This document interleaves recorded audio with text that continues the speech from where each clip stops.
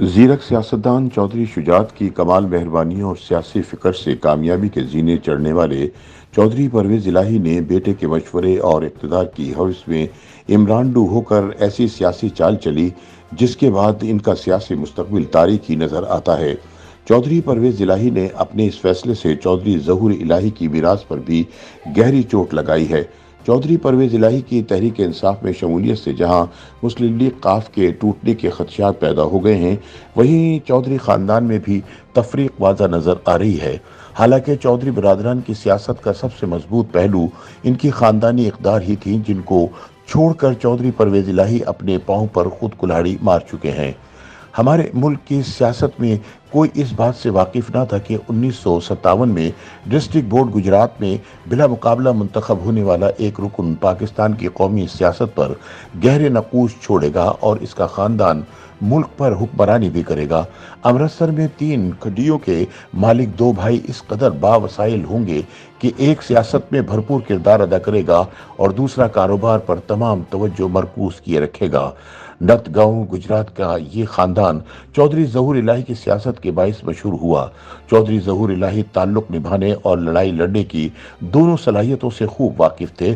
انہوں نے کالا باغ کے امیر محمد خان گورنر مغربی پاکستان کے ساتھ بھی دونوں طرح کے تعلق نبھائے اور یہی حال ذوالفقار علی بھٹو کے ساتھ رہا۔ پیر پگاڑا کے ساتھ بھی معاملات کچھ ایسے ہی رہے، تاہم چودھری ظہور الہی نے قومی اسمبلی کے الیکشن ہار کر اور جیت کر اپنا کردار نبھانے کی ہر ممکن کوشش کی۔ چودھری ظہور الہی کے قتل سے قبل ہی 1977 میں چودھری شجاعت حسین کو صوبائی اسمبلی کا ٹکٹ دیا گیا، مگر انتخاب نہ ہونے کے برابر رہے اور خالی پولنگ اسٹیشن اپنی کہانی خود بیان کر رہے تھے۔ 1983 میں چودھری پرویز الہی ڈسٹرکٹ کونسل گجرات کے چیئرمین تھے اور 1985 کے صوبائی اسمبلی کا انتخاب بھی جیت گئے تھے۔ اس وقت بلدیاتی اور قومی اور صوبائی اسمبلی پر بیک وقت الیکشن لڑنے کی پابندی نہ تھی۔ 1985 میں دل تو چاہتا تھا کہ وزیر اعلیٰ بن جائے، تاہم میاں نواز شریف، ملک اللہ یار، چودھری عبدالغفور اور بعض دیگر بھی امیدوار تھے۔ گورنر کے پاس وزیر اعلیٰ نامزد کرنے کا اختیار تھا اور جنرل جیلانی نے میاں نواز شریف کو وزیر اعلیٰ نامزد کروایا۔ میاں منظور وٹو اسپیکر بنے مگر ضلع کونسل کے چیئرمین بھی رہے۔ میاں نواز شریف کا اپنے طرز حکمرانی اور پسند اور ناپسند تھی۔ وہ پیر پگاڑا اور محمد خان جنیجو کی مسلم لیگ کا رکن بننے سے انکاری تھے، مگر سیاست کے تقاضے کچھ اور بھی ہوتے ہیں۔ 1986 میں پرویز الہی نے وزیر اعلیٰ کے خلاف زبان کھولی اور پنجاب میں حکمران جماعت کے اندر واضح گروپ بندی ہو گئی۔ مخدوم، الطاف احمد، ملک اللہ یار اور بعض دیگر اہم ارکان اس سفر میں شریک ہوئے۔ پیر پگاڑا اور جنرل ضیاء الحق کی آشیرواد میاں نواز شریف کی بجائے پرویز الہی کی طرف تھی، تاہم وزیر اعظم محمد خان جنیجو کا اپنے قریبی ارکان کو کہنا تھا کہ جمہوریت کی کچی دیوار سے اینٹ نکالنا اس کو گرانے کے برابر ہے، اس لیے وہ کسی صورت نواز شریف کو ہٹانے نہیں دیں گے۔ چودھری شجاعت حسین بیرون ملک سے واپس آئے تو انہوں نے اس آگ کو ٹھنڈا کیا، یوں معاملات میں پھر سدھار آنا شروع ہوا۔ بعد ازاں معاملات طے پائے اور محمد نواز شریف کو دورہ گجرات کی دعوت دی گئی۔ ان کی گاڑی کو چلنے نہ دیا گیا بلکہ انہیں کاندھوں پر اٹھا کر سفر طے کروایا گیا۔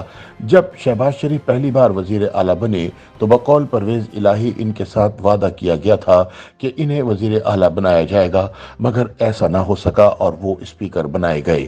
1999 کے مارشل لا کے نفاذ کے بعد یہ بات بہت واضح تھی کہ مسلم لیگ کے اندر ذہنی تفریق ہے اور چودھری صاحبان کی رائے ہے کہ مارشل لا سے لڑنے کے بجائے مصالحت کا راستہ نکالا جائے۔ 1977 کے مارشل لا کے بعد بھی اس خاندان نے مارشل لا کا ساتھ دینے کی کوشش کی تھی۔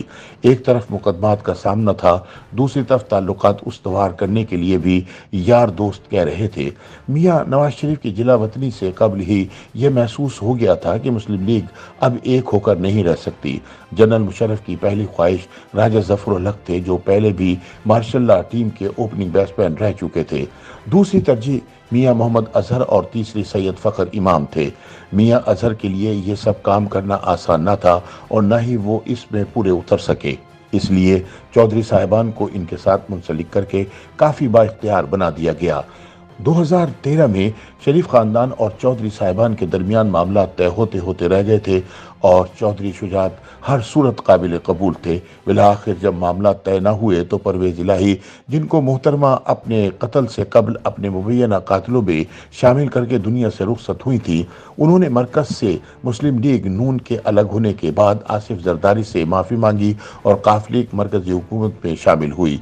यूं परवेज इलाही गैर आईनी और गैर कानूनी नायब वजीर आजम बन गए। 2008 में मुस्लिम लीग काफ को काफ़ी नशस्तें मिल जाती अगर मोहतरमा बेनज़ीर भुट्टो कत्ल ना होती। परवेज इलाही तब वजीर आजम बनना चाहते थे और अपने साहबजादे को वजीर आला बनाना चाहते थे, इसलिए उन्होंने मुतवक्को उम्मीदवारों के खिलाफ आज़ाद उम्मीदवारों की लाइन लगा दी थी। अगर मोहतरमा शहीद ना होती तो परवेज मुशर्रफ के साथ इख्तिदार की तकसीम का फार्मूला बन चुका था। पाकिस्तान मुस्लिम लीग काफ सदर परवेज मुशर्रफ को आल पाकिस्तान मुस्लिम लीग के नाम पर लौटाई जानी थी, मगर इससे भी इनहराफ कर दिया गया। बहरहाल अब चौधरी परवेज इलाही ने सबसे अलग थलग होकर अपने मोहसिन सियासी रहबर चचाजाद भाई और बहनोई चौधरी शुजात हुसैन के साथ भी इख्तलाफात पैदा कर लिए हैं। मुस्लिम लीग काफ का दस्तूर पूरी तरह चौधरी शुजात का साथ देता है।